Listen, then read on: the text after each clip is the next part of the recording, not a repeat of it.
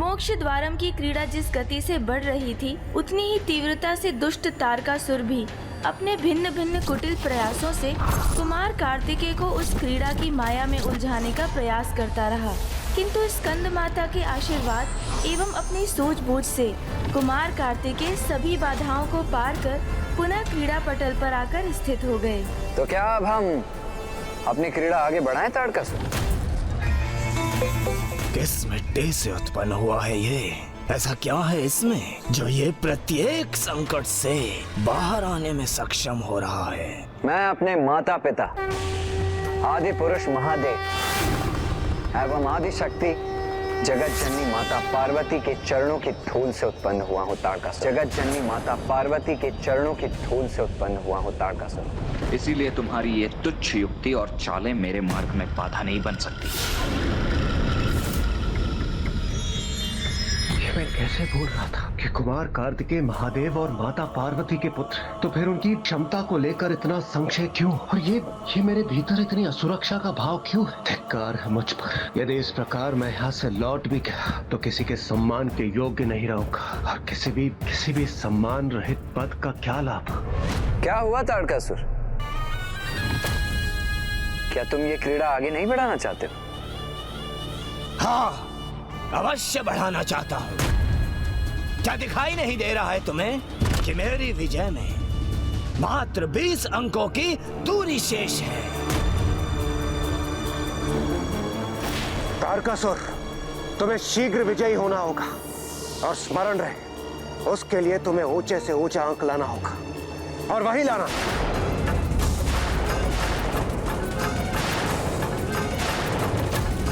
विश्वास नहीं होता। तुम मेरा समर्थन कर रहे हो इंद्रदेव? अवश्य असुर सम्राट।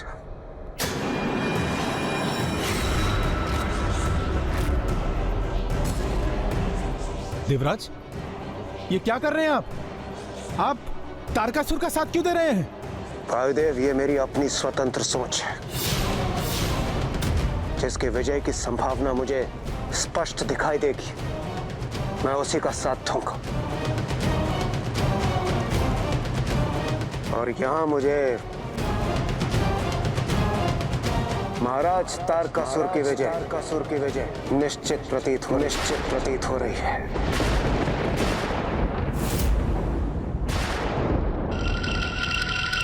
देवराज इंद्र, ये क्या हो गया है आपको? आप ऐसा कपट आचरण कैसे कर सकते हैं? देवराज इंद्र इतनी सरलता से पलट जाएं, अपने परम शत्रु का साथ देने लगे, ये कैसे संभव है? विपरीत परिस्थितियां कभी कभी व्यक्ति का मनोबल गिरा देती हैं, किंतु देवराज इंद्र इस प्रकार स्वयं को पराजित मान लेंगे, ये तो देवताओं के लिए अविश्वसनीय था।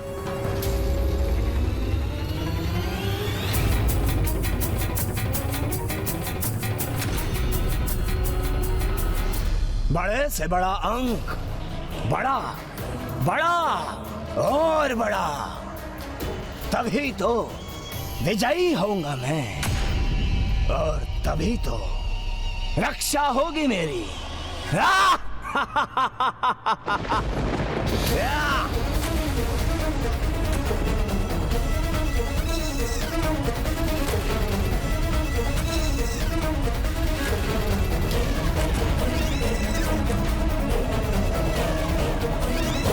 ये तो इतना आश्वस्त खड़ा है, कहीं ये क्रीड़ा पलटने तो नहीं वाली, कहीं ये उस खड़क तक पहुंचने में सफल तो नहीं होने जा रहा है। नहीं, ऐसा कदापि नहीं होगा। उचित है इस इंद्र का कथन, बड़ा अंक लाना है मुझे, बड़ा अंक। क्या अंक प्राप्त हुआ टासुर?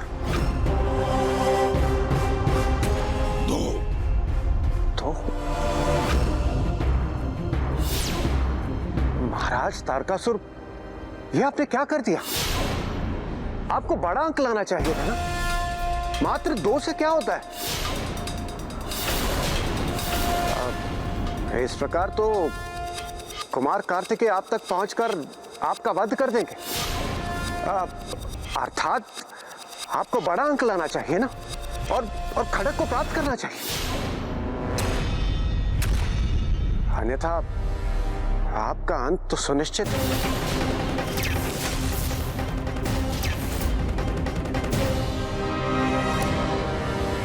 ये देवराज इंद्र इतने कृतज्ञ कैसे होते जा रहे हैं?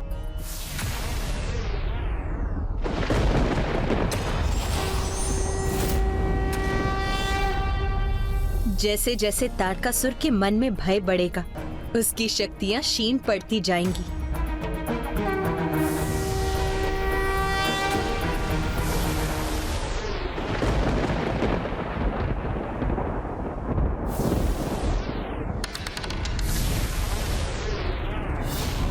चार,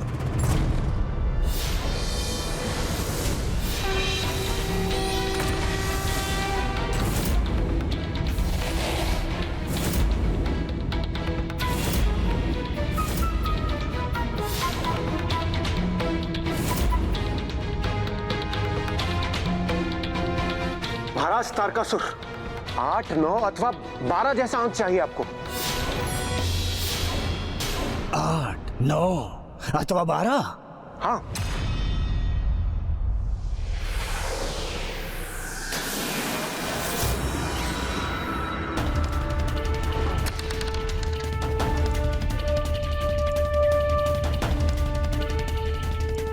ध्यान से महाराज, अन्यथा आप पराजित भी हो सकते हैं।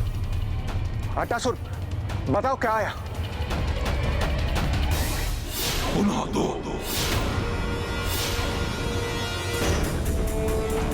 महाराज तारकासुर, क्या हुआ आपको? मैंने कहा था ना आपको 8, 9 अथवा 12, ये 2 तो कदापि नहीं कहा था मैंने।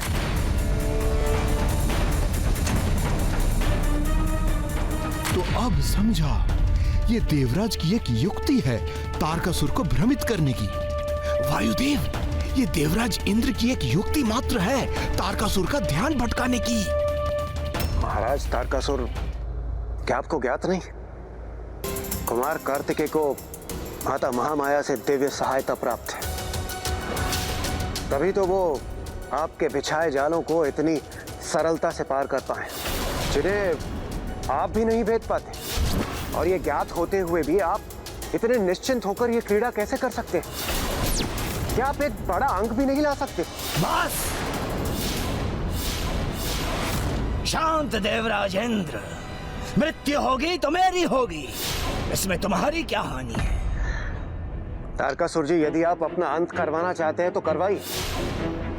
मैं तो वैसे भी इस वृक्ष के रूप में सदैव यहीं पर उलझा रहूंगा, और वैसे भी अब हम एक समान हैं।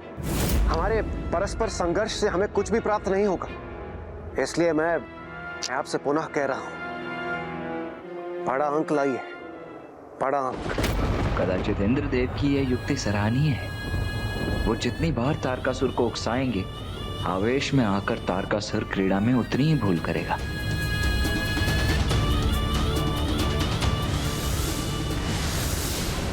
कुमार कार्तिकेय और तारकासुर भले दोनों ही एक ही क्रीड़ा के सहभागी थे, किंतु उद्देश्य दोनों का पूर्णतया भिन्न था। तारकासुर का उद्देश्य जहां मात्र विजयी होना था, वहीं कुमार कार्तिकेय विजयी तो अवश्य होना चाहते थे, किंतु सत्य पथ पर चलकर धर्मानुसार विधि से। महाराज तारकासुर, अब आपको मात्र 4 अंक चाहिए, मात्र 4।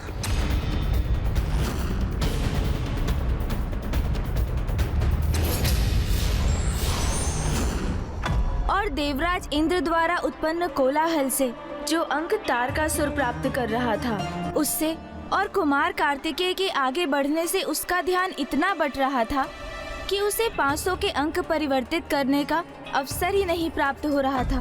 इंद्रदेव की क्रीड़ा का अभी आरंभ ही हुआ था, अब कुमार 85 पर थे तो तारकासुर 96 पर था। यदि अगली चाल में तारकासुर को 4 और अंक प्राप्त होते तो वो विजयी हो जाता, और यदि ऐसा हो जाता तो कुमार कार्तिकेय अपना सब कुछ खो बैठते।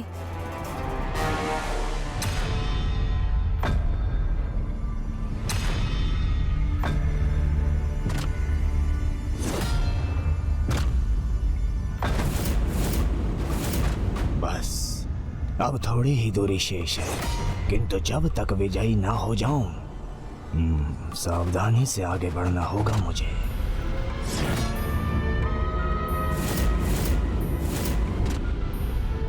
जय हो महाराज तारकासुर की जय हो।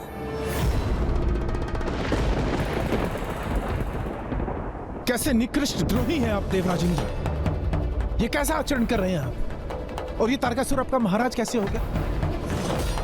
कितनी सहजता से अपनी निष्ठा कैसे बदल ली आपने? इसीलिए तो मैं देवराज हूं, बुद्धिमान हूं, इसीलिए मुझे ज्ञात डूबती नैया का परित्याग करना ही उचित होता है। देखा कुमार कार्तिकेय, तुमने देखा? अभी तो मेरी विजय भी नहीं हुई और तुम्हारे निष्ठावान देवताओं में फूट डलवाकर अभी से कलह उत्पन्न करवा दी है मैंने। देवताओं की चिंता छोड़ो और अपनी चिंता करो तारकासुर। अभी विजयी नहीं हुए हो, इसलिए तुम्हारे लिए अभी यही उचित होगा कि तुम क्रीड़ा पर ध्यान केंद्रित करो।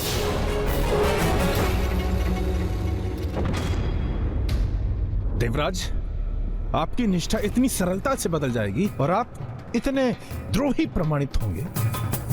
यदि ये ज्ञात होता हमें तो आपको उसी अंधेरे तहखाने में छोड़ाते हम। बस बंद करो अपना ये अनर्गल प्रलाप। हाँ हाँ, उचित है महाराज तारकासुर, उचित है। इन देवताओं को तो शांत ही रहना चाहिए। मेरे महाराज तारकासुर विजय के इतने निकट जो हैं, बस घोषणा ही शेष है।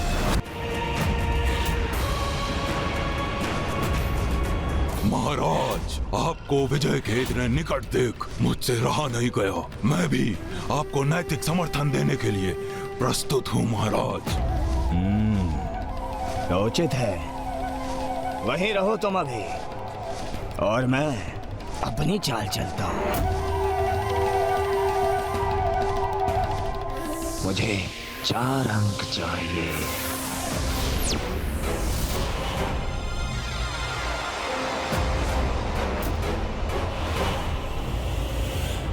एक, 2,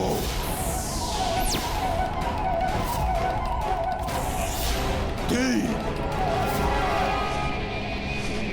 अरे ये आकाश में क्या गिनती गिन रहे हो तुम? इस क्रीड़ा पटल पर 1 से 100 तक के समस्त वर्ग गिन रहा हूं मैं। अरे यदि गिनती ही गिननी है तो अपने मन के भीतर गिनो ना। महाराज तारकासुर की एकाग्रता को भंग क्यों कर रहे हो? धिक्कार है आप पर देवराज इंद्र। पुनः आपने उसे महाराज कहकर संबोधित किया। हाँ हाँ, महाराज ही तो हैं वो। मैं वर्षों से महाराज का प्रमुख सहायक हूँ, उन्हें उचित मंत्रणा प्रदान करता रहा हूँ। तो अब तुम कौन होते हो महाराज की एकाग्रता को लेकर मुझे सचेत करने वाले? अरे मूर्ख, क्या तुम्हें ज्ञात नहीं? मोक्ष द्वार की रचना स्वयं महाराज तारकासुर ने की और उन्हें गिनती भी ज्ञात है और उन्हें भली भांति ज्ञात है खड़क तक पहुंचने के लिए उन्हें 2 नहीं, उन्हें चाहिए 4। उन्हें 4 का अंक चाहिए। ये इसीलिए तो मैंने कहा 2 नहीं, 2 कदापि नहीं। अरे तो स्पष्ट क्यों नहीं कहते? उन्हें 4 चाहिए। अरे 2 नहीं का भी वही अर्थ है मूर्ख पक्षीराज। 2 नहीं चाहिए, 2 कदापि नहीं चाहिए। महाराज आप 2 पर ध्यान दीजिए। 2 नहीं चाहिए। महाराज तारकासुर, यदि आप तब बड़ा अंक ले आते 8, 9 अथवा 12 जैसा तो चिंता की बात ही नहीं। महाराज 4। किंतु अब 2 कदापि मत लाइएगा। 2 नहीं 4, 8, 9, 12 नहीं, अरे 2 नहीं अर्थात 4। 4 ही उचित है, 2 तो लाइएगा ही मत। 2 कदापि नहीं महाराज, 4, 2 नहीं। अरे शांत! 2 पर ध्यान केंद्रित मत कीजिए महाराज। स्मरण रखिए महाराज, 4, 2 नहीं 4। कदाचित महाराज तारकासुर के मन में मैं पर्याप्त भ्रांति उत्पन्न करने में सफल हो ही गया। 2 नहीं 4, 2 तो कदापि नहीं, 4, 2 अथवा 4, 2 था अथवा 4 था, 2 4 2 4 4 था 4। अरे क्या था उचित अंक? 2 कदापि नहीं महाराज, कदापि नहीं महाराज। 4 2 नहीं, 2 नहीं।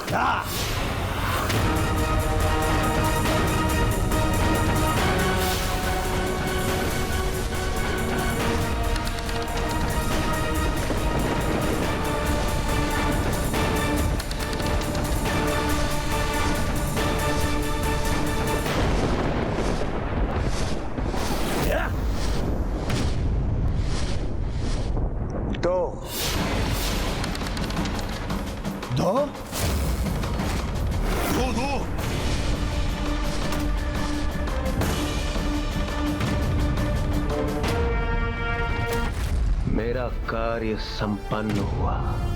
आपकी युक्ति सफल हुई देवराज।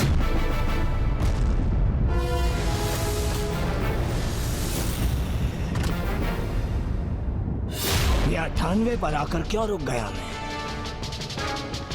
आगे बढ़ना है मुझे, विजयी होना है मुझे।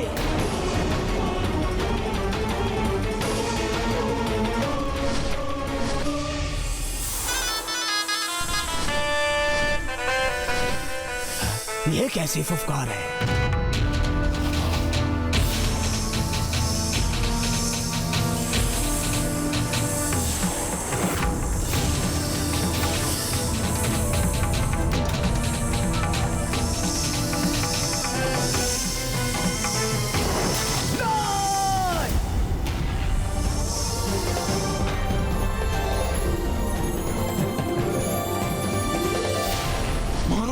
महाराज को निगल लिया सर्प ने।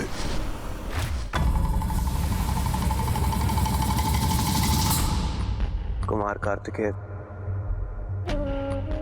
मुझे ज्ञात नहीं मैं यहां से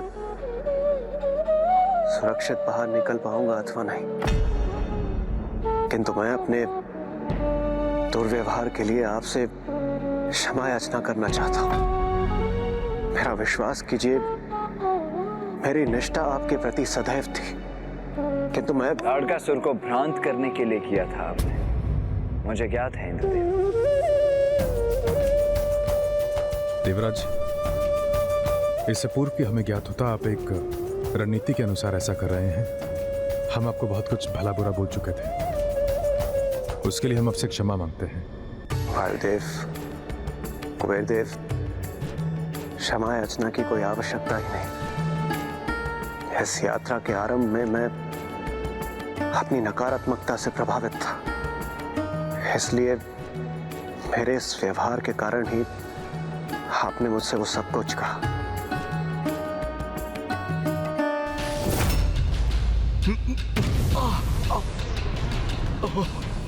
देवता, तो आप पूर्ण रूप से वृक्षों में परिवर्तित हो रहे हैं। देवताओं की रक्षा हेतु मुझे शीघ्र अति शीघ्र इस क्रीड़ा को समाप्त करना होगा। हाँ कुमार कार्तिकेय, अब विलंब मत कीजिए। अब आपको कोई नहीं रोक सकता, यही उचित अवसर है। आगे अवश्य बढ़ूंगा वायुदेव, किंतु उचित प्रकार से, क्रीड़ा के नियमों के अनुसार से। कुमार कार्तिकेय नियम का उल्लंघन कर विजय प्राप्त कर सकते हैं, किंतु उन्होंने ऐसा नहीं किया। कहाँ एक और असुर महाराज तारकासुर हैं, जिन्होंने आगे बढ़ने के लिए छल करने से तनिक भी संकोच नहीं किया, और दूसरी ओर ये अद्भुत दिव्य कुमार कार्तिकेय हैं, जो न्यायपरता और सत्यनिष्ठा पर स्थिर हैं।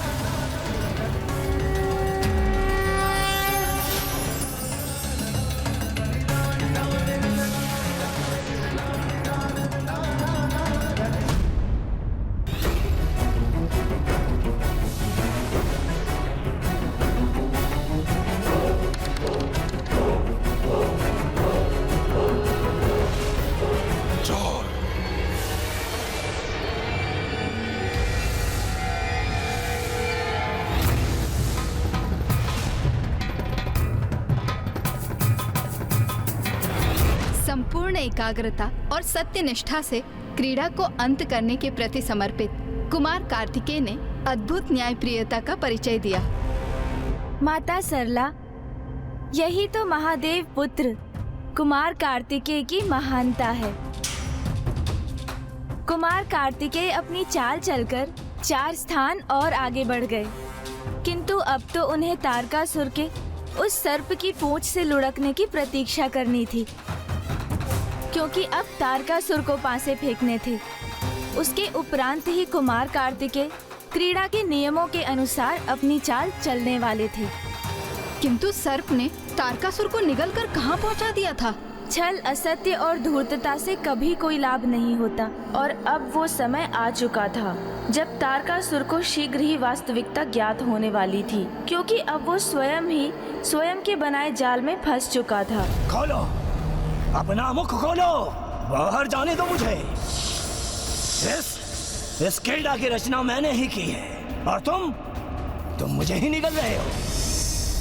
मैं कहता हूँ दुष्ट, अपना मुख खोलो। तुम ऐसे नहीं मानोगे। मैं ऐसा विस्फोट करूंगा कि स्वतः ही तुम्हारा मुख खुल जाएगा।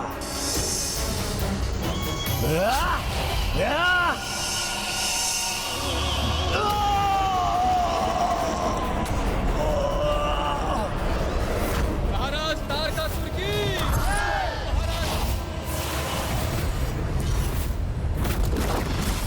अब तारकासुर का भीतरी विकार और पाप उसके सम्मुख थे, जिससे उसका सामना होने वाला था।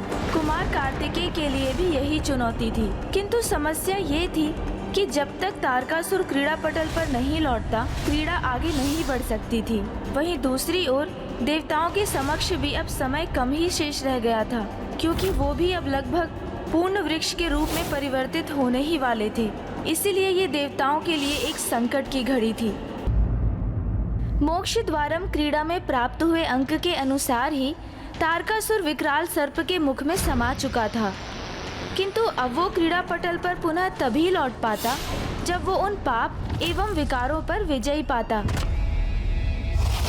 तारकासुर, तुम्हारे मद का स्वरूप हूं मैं तारकासुर। अरे मैं कह रहा हूं, हाँ, तुम्हारे जैसा कोई नहीं, इसलिए तुम्हारे प्रतिरूप के तुम्हें आहत कर अपना वर्चस्व स्थापित करने के प्रयास के पूर्व ही उसका वध कर दो। अरे महाशक्तिशाली हो तुम, बलशाली हो। जाओ तारकासुर, विलंब न करो, वध कर दो इसका।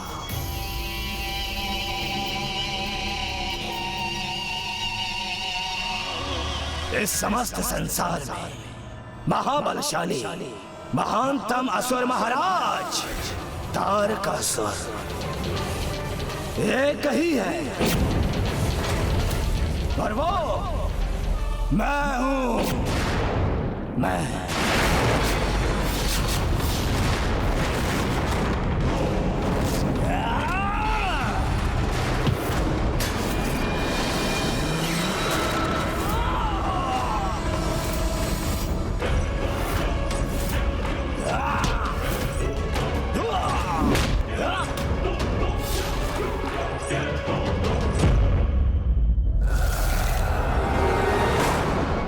समक्ष टिकोगे तुम? हाँ, टिकूंगा और आहत भी करूंगा तुम्हें। अब कुमार कार्तिकेय के समान सर्वप्रथम तारकासुर के मद ने उसे प्रभावित कर उसमें मत्सर को भी उत्पन्न किया, किंतु जहाँ कुमार कार्तिकेय उन विकारों पर विजय प्राप्त करने में सफल रहे, वहीं तारकासुर इसमें असफल रहा, क्योंकि उसके दंभ की तो कोई सीमा नहीं थी और ईर्ष्या अत्यंत विषैली थी। इसलिए कुमार कार्तिकेय के विपरीत वो दुष्ट दोनों के ही जाल में उलझा। किंतु क्रीड़ा नियमानुसार आगे बढ़े, इसलिए कुमार कार्तिकेय उसकी प्रतीक्षा कर रहे थे। और जैसे ही तारकासुर उस सर्प के उदर में और नीचे उतरा, वो एक ऐसे स्थान पर पहुंच गया जहां उसका सामना तीसरे आंतरिक विकार क्रोध से हुआ। असुर राज तारकासुर, महानतम तारकासुर, यही कहकर संबोधित करते हो ना स्वयं को तुम? तो क्या हुआ, धरी की धरी रह गई तुम्हारी महानता? मुझे बालक कहकर पुकारते हो ना तुम? तो देखो क्या किया इस बालक ने? तुम्हें तुम्हारी ही क्रीड़ा में पराजित कर दिया। क्रीड़ा करने का बहुत चाव है ना तुम्हें? तो आओ, अब मैं तुम्हारे साथ एक क्रीड़ा करूंगा। अरे ये कहां दृश्य हो गया?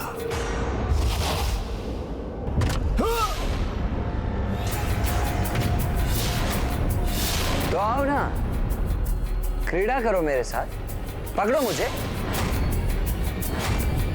इतना दुस्साहस तुम्हारा, इसका उचित दंड दूंगा मैं तुम्हें।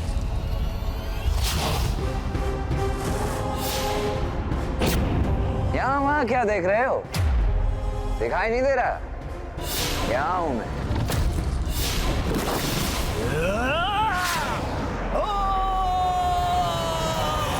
तारकासुर के भीतर कुमार कार्तिकेय के प्रति क्रोध का ज्वालामुखी फूट चुका था, जिस क्रोध पर अपना नियंत्रण ही नहीं प्राप्त कर सका वो, और किसी भी प्रकार कुमार कार्तिकेय पर कपट वार कर युद्ध भूमि में धर्मानुसार नहीं अथवा अधार्मिक उपाय से आहत करना चाहता था वो उन्हें। इसलिए वो पुनः असफल हुआ और अब उसके अगले आंतरिक शत्रु अर्थात लोभ और काम का सामना करने के लिए प्रस्तुत होना था। महाराज तारकासुर की, महाराज तारकासुर की, महाराज तारकासुर की, महाराज तारकासुर की, महाराज तारकासुर की, महाराज तारकासुर की। यहाँ तो सर्वत्र जय जयकार हो रही है मेरी। महाराज, अब आप हमें छोड़कर यहाँ से नहीं जा सकते। हाँ महाराज, अब मेरा अर्थ है अब हम आपको यहाँ से प्रस्थान नहीं करने देंगे। किंतु कहाँ ले जा रही हो तुम मुझे? महाराज, ये कैसा प्रश्न पूछ रहे हैं आप? हम आपको ये सुंदर नगर के राज सिंहासन पर स्थापित करने ले जा रहे हैं। और कहाँ ले जाएंगे महाराज?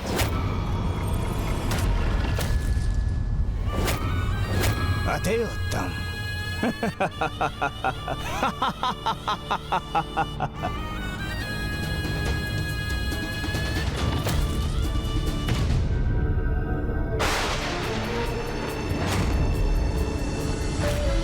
स्वर्ग भी मेरा, स्वर्ग भी मेरा, त्रिलोक भी मेरा, त्रिलोक भी मेरा, और सुंदर नगर भी मेरा, और सुंदर नगर भी मेरा, और सुंदर नगर की ये सर्वाधिक सुंदरियां ये भी मेरी।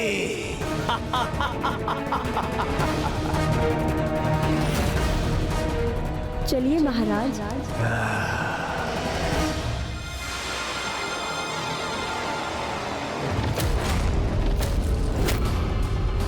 ये क्या? अरे ये सिंहासन नीचे क्यों धंसता जा रहा है? और इस प्रकार तारकासुर सुंदर नगर में काम और लोभ के माया जाल में उलझकर इस परीक्षा में विफल हुआ। ब्राह्मण देवता, तारकासुर तो स्वयं ही उस क्रीड़ा का जनक भी था ना, इसलिए उसे अवश्य ही उन सब से बचने का उपाय भी ज्ञात होगा। हाँ माता, अवश्य ज्ञात था और वो उन बाधाओं से निकला भी, किंतु सरलता से नहीं, क्योंकि तारकासुर स्वयं एक ऐसा असुर था जिसमें विकार होना तो स्वाभाविक ही था। इसीलिए उन विकारों पर विजय पाना उसके लिए अत्यंत जटिल रहा। और जब इन सबके पश्चात अंततः तारकासुर अपने क्रीड़ा पटल पर पुनः पहुंचा, तो अपने समक्ष इसका परिणाम देख वो विचलित हो उठा, क्योंकि छल करने का परिणाम क्या असुर और क्या मनुष्य, ये तो सभी को भुगतना पड़ता है माता। और तारकासुर भी इससे अछूता नहीं था। वो क्रीड़ा के आरंभ अर्थात दूसरे अंक के स्थान पर पहुंच गया।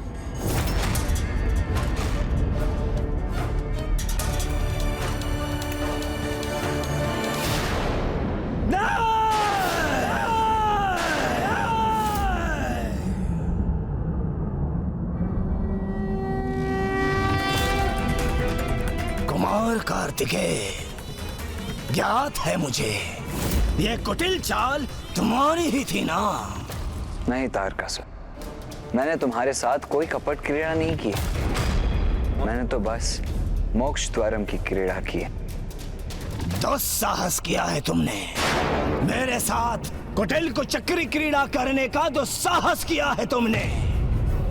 अब तुम प्रतीक्षा करो, मैं अभी पुनः एक पल में 2 तक पहुंच जाऊंगा।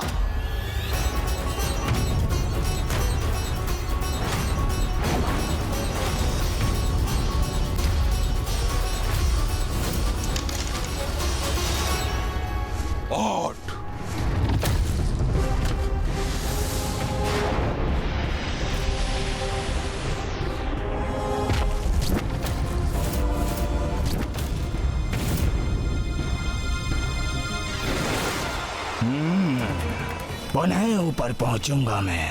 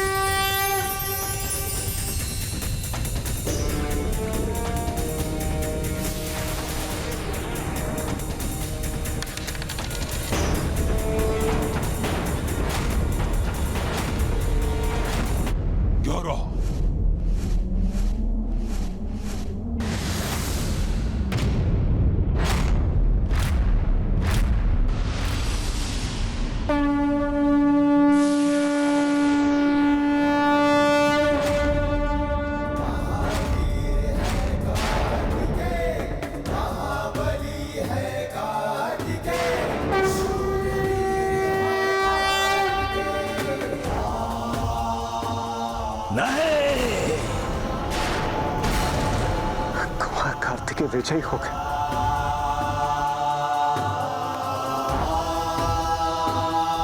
धन्यवाद माता। पुत्र, अब तुम अपने लक्ष्य उस खड़क तक पहुंचने ही वाले हो, किंतु अभी भी तुम्हें सावधान रहना होगा पुत्र, क्योंकि खड़क तक पहुंचने पर भी तुम्हारा कार्य अधूरा है।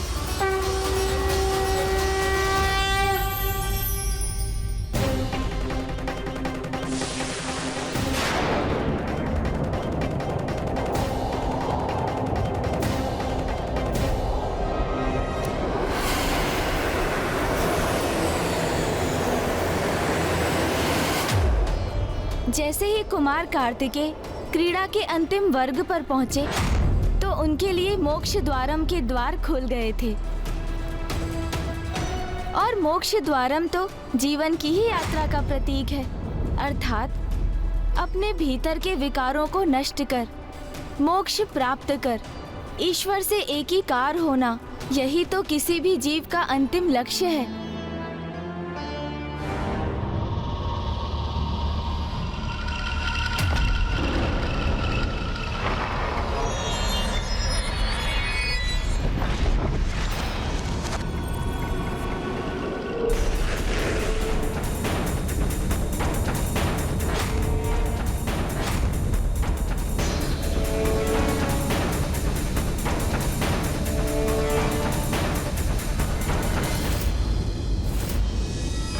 ये कैसी अंधकारी राजसभा है?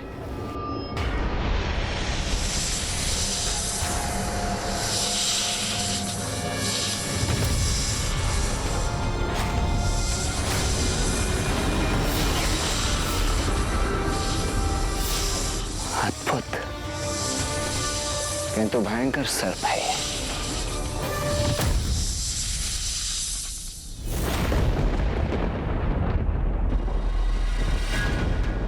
क्या सोचा था तुम सभी ने?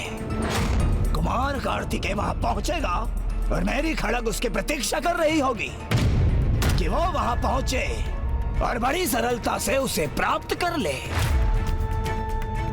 इतना सरल जाल नहीं बिछाया है मैंने। अभी तो बहुत कठिनाई शेष है।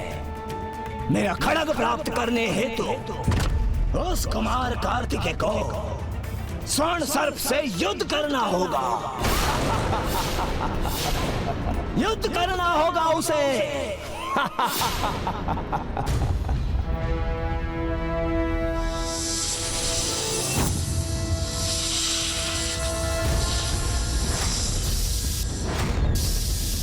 सर्प का सामना अनिवार्य है।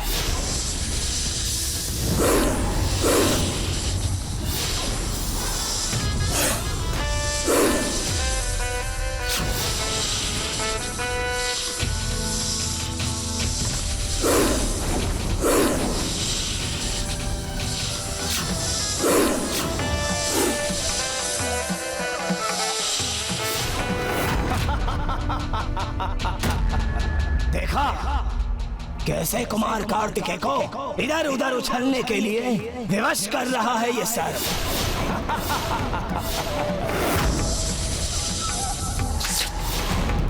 क्या हुआ कुमार कार्तिकेय, अभी भी परिश्रम करने पर विवश हो रहे हो तुम? हाँ,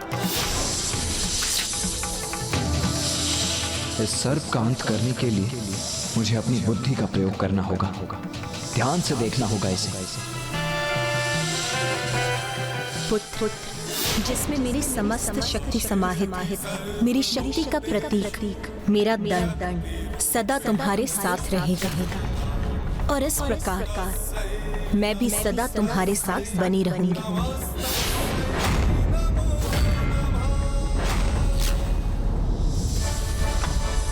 माता की शक्ति तो सदैव मेरे साथ है, उसी का प्रयोग करूंगा मैं।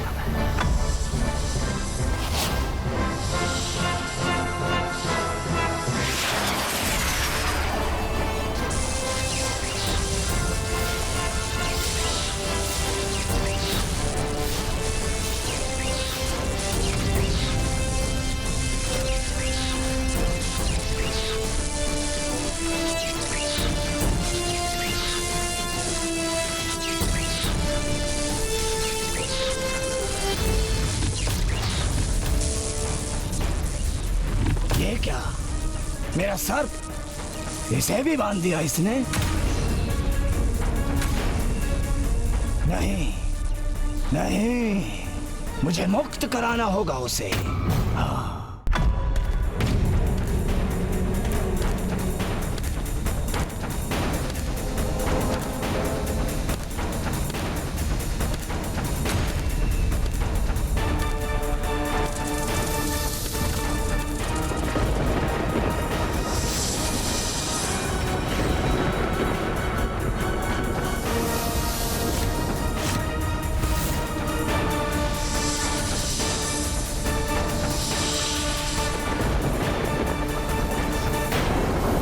मुझसे तुम मुक्त नहीं हो सकोगे।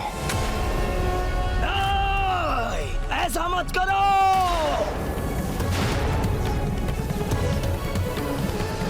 यदि इस सर्प की रक्षा हेतु तारकासुर इधर बढ़ रहा है तो इसका अर्थ है वो खड्ग इसी सर्प में स्थित है।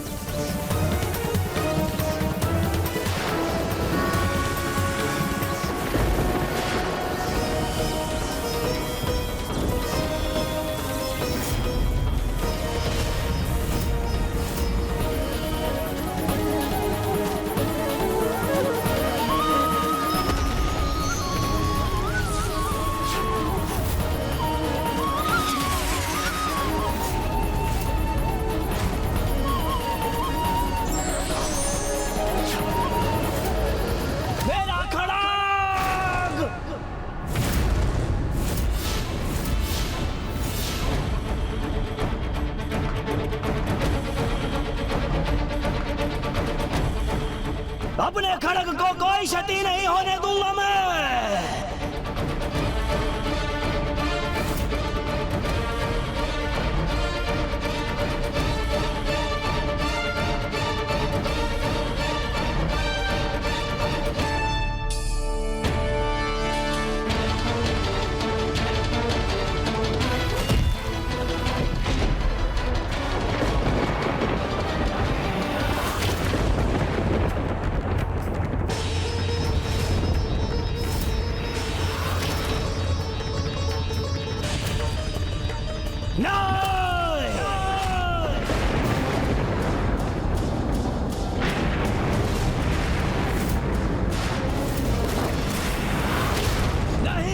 उसे मत नष्ट करो, उसमें मेरे प्राण हैं। नहीं। तुम्हारी क्रीड़ा में विजयी होकर मैंने इस खड़क को प्राप्त किया है, तो अब इसे 2 भागों में विभक्त कर नष्ट तो अवश्य करूंगा, नष्ट तो अवश्य करूंगा।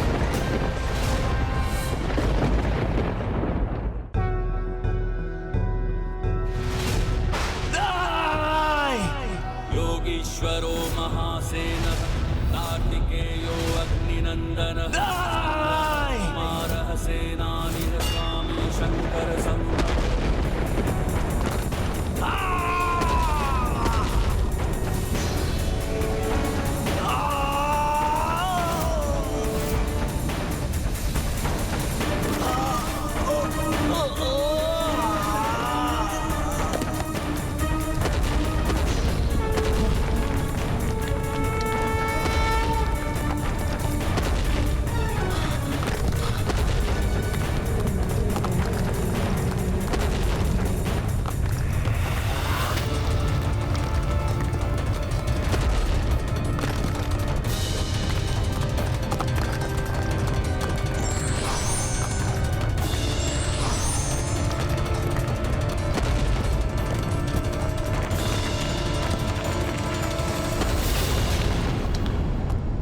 ये कैसा विस्फोट हुआ वहां? और कुमार कार्तिकेय और तीनों देवता कहाँ हैं?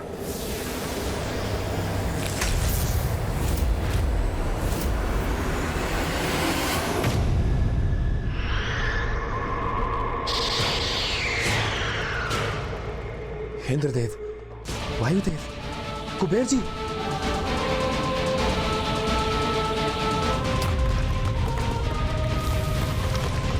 मेरा सुंदर मायावी भवन नष्ट हो गया।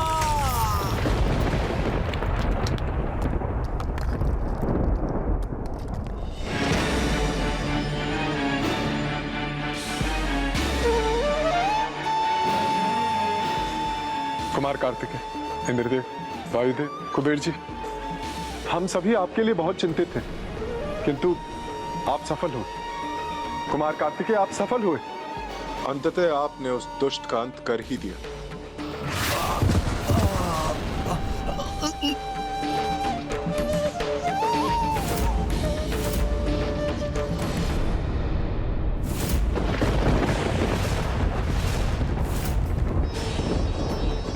तारकासुर, ये अभी भी जीवित है?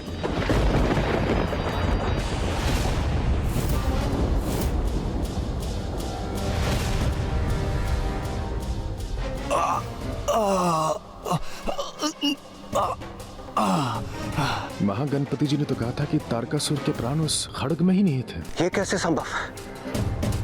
कुमार कार्तिकेय ने तो तारकासुर के खड्ग को नष्ट कर दिया था, तो फिर ये जीवित कैसे हो सकता है? खड्ग नष्ट हुआ है और उसके साथ इसके प्राण भी, किंतु अभी इसके कुछ अंतिम श्वास शेष है। मूर्ख, महागणपति जी का पूरा कथन सुना ही कब था तुमने? कदाचित खड्ग का नष्ट होना पर्याप्त नहीं है। कदाचित अभी मेरे कुछ और चालें शेष हैं। कुमार कार्तिकेय, तुम कुछ भी कर लो, किंतु मेरा वादा कदापि नहीं कर सकोगे। अमर हूं मैं, अमर हूं मैं।